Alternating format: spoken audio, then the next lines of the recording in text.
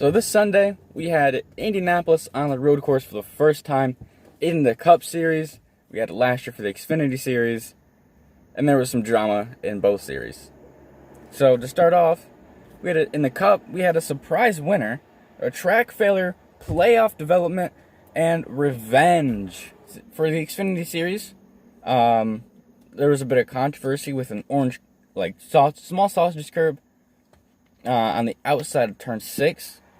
It caused a bit of drama because if you went side by side and went a little bit wide, your car would basically go airborne. And it ruined a lot of people's days. It ruined Sam Meyer's day. He tried to avoid it and ended up spinning out into the tire barriers, destroying his car. Not a good move by NASCAR to put that there. But I can kind of understand why it enforced track limits a little bit, so you don't have guys going into the runoff constantly. But they did remove it for the Cup race, which thank God, or else there would have been a lot more cautions than what we saw already. There was also the inside curb of turn 6 that caused a problem for the Cup guys as they drove over it every single time through every single car, and it ended up destroying itself. There was a huge chunk taken out. With about 10 to go, Kyle Larson ran it over. According to Byron, Kyle Larson ran it over, kicked up the curb. He hit it. Kyle Busch hit it. Joey Logano hit it. A lot of guys hit it, took out a lot of guys.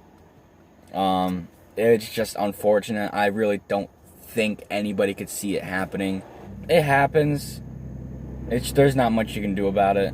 Maybe NASCAR could have seen something happening earlier because it was taking splitters.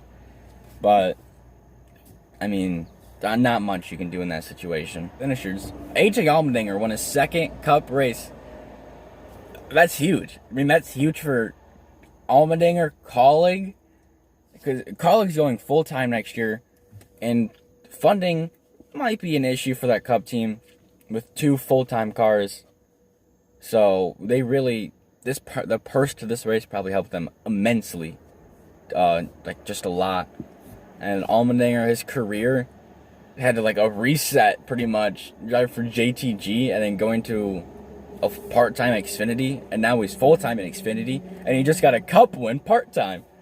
Maybe he expands to full-time Cup next year? Who knows? Because they haven't announced any other driver except Allmendinger for their second ride. They have Justin Haley, who finished 8th, by the way. So great for him, great for Spire.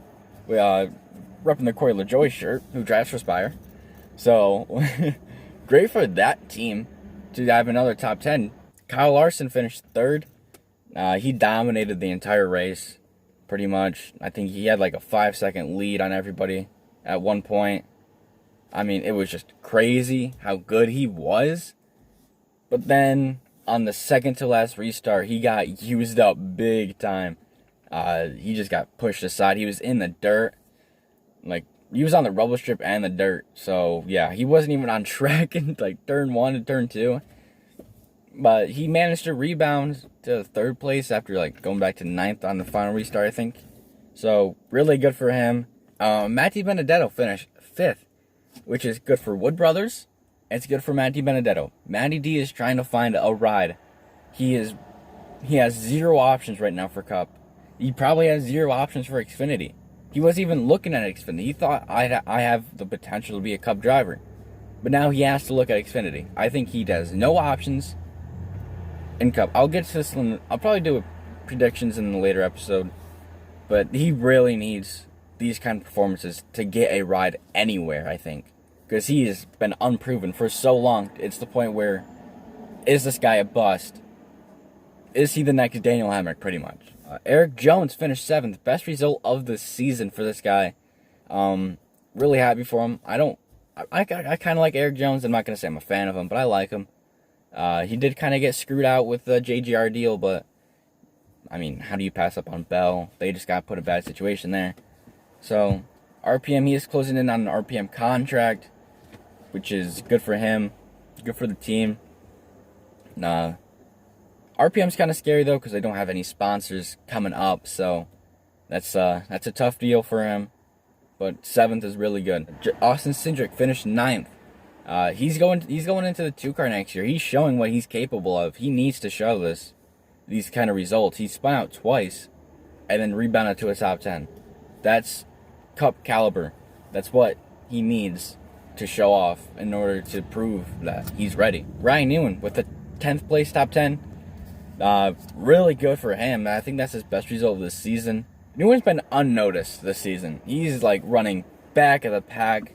Not even a thought for playoffs. Not even a thought for a win ever so far this season. I don't think I've heard his name said once on the broadcast, unless he wrecked.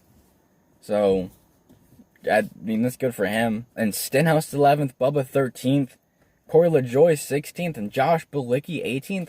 Great results for those guys. Now, Tyler Reddick, he finished 21st, but he won both stages.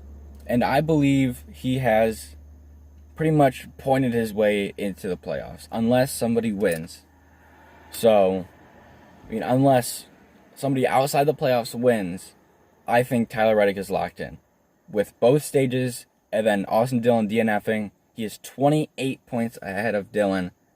So, I would say Dillon has no chance of catching him. Which, props to Tyler Reddick. He was in a close battle all season long. They've been swapping 12th and 13th in points. And Reddick's put in the work when he needed to. And Austin Dillon just couldn't do that. Denny Hamlin, Chase Briscoe. Hamlin finished 23rd and Briscoe finished 26th. While Hamlin has solidified himself into the playoffs, he's locked in now with AJ Allmendinger's win. Nobody can knock him out. He is no longer the regular season points leader, though. That is Kyle Larson. But Hamlin, on the final restart, was spun out by Chase Briscoe. So going into turn 1, Allmendinger gave Hamlin a slight bump, made him go wide, but Chase Briscoe was to his outside, and AJ Allmendinger made it to the inside of Denny Hamlin, which made Briscoe go off into the grass. And rather than rubbing up against Hamlin, maybe causing a flat tire for both, if not just Briscoe, Briscoe decided to cut through the grass. And Briscoe gained virtually nothing, maybe gained a bit of time on Allmendinger, but ended up behind Hamlin. So I don't think there's like a huge problem. I don't understand why Briscoe really got a penalty there, because the rules are if you take 4 tires off like the racing surface intentionally, then you'll get the penalty. Briscoe didn't do it intentionally. He was forced off. He was going to be off either way. He took the safer route. So I think NASCAR's just trying to get these guys to rub up for more entertainment, more wrecking. It's just NASCAR trying to feed entertainment into us, which stupid. But around, I think it was like turn 8, the straightaway after, Briscoe got in the gas a little bit earlier, right behind Hamlin, and hit Hamlin's rear bumper and spun him out. I don't think it was intentional. Briscoe was having radio issues, as was reported like last night. NASCAR put out videos and was like just static on the radio. And I guess for the final segment, we're putting this thing on a scale. So honestly, it was pretty solid racing. Passing was a little bit hard, but that's just a matter of the road course itself. Passing isn't really easy at road courses. There was a lot of beating and banging. So, I mean, I would give this race maybe about 8 out of 10. The ending really kind of screwed the pooch. The race probably a solid 9 without the ending there. I mean, NASCAR just... it wasn't NASCAR's fault. The track just messed up. There's problems with the track. You can't foresee it all. I mean, we had problems at Atlanta. There's been problems at Martinsville before. I mean, you just can't see these things happening all the time. But, yeah, an 8 out of 10 is what I give it. Tell me what you guys think down below in the comments. But yeah, this is the comeback episode of 4 Tires and Fuel, baby. I'm in my car, and there's a highway in front of me. That's why I'm looking over here, because I see cars, and I'm getting, like, distracted. And I'm in an abandoned parking lot, so I don't want to get, like, towed or something. So, yeah, comeback episode. Hope you guys enjoyed it. Leave a like if you did. Tell me what you thought about the race in the comments. And, yeah, see you later.